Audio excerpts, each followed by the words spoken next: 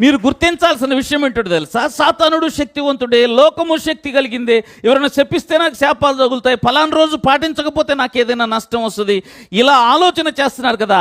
అవన్నీ కూడా మోషే చేతికర్ర చేత మింగివేయబడ్డాయి. అవన్నీ కూడా యేసుక్రీస్తు విమోచన ద్వారా మింగివేయబడ్డాయి. అన్నీ మింగివేయబడ్డాయి, ఇంక లేవవి. నీకు విరోధముగా శపించడానికి శాపము లేదు. ఎందుకనగా అవన్నీ కూడా శాపములకు సంబంధించిన పవర్ ఏదైతే ఉందో ఆ శక్తి కలిగి వాళ్ళు చేసేటువంటి ఆ యొక్క మంత్రదండాలు ఏవైతే ఉన్నాయో, వాళ్ళ మంత్రపు చేతికర్రలు ఏవైతే ఉన్నాయో అవన్నీ కూడా మోషే చేతికర్ర ద్వారా తయారు చేయబడిన సర్పము మింగివేసింది. ఇది మనకేం చూపిస్తుందో తెలుసా? ఏ ఇతర శక్తి దేవుని శక్తి ముందు నిలబడలేదు.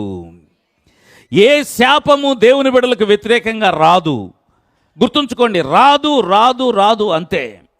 ఎవరైనా ఏదైనా చేస్తారా? కొంతమంది చేతబడి శక్తులు నిమ్మకాయలు పెట్టారు, దాన్ని తొక్కితే వచ్చింది, దీన్ని నడిస్తే వచ్చింది, పలాంది దాటితే వచ్చింది, ఇలాంటి మాటలన్నీ చెప్తా ఉంటారు. చూడండి, అవేవి నీకు పనిచేయవని నేను మీకు తెలియపరుస్తున్నాను. అవేవి నీ ఎదుట పనిచేయవు. ఎందుకు పనిచేయవో చెప్పనా?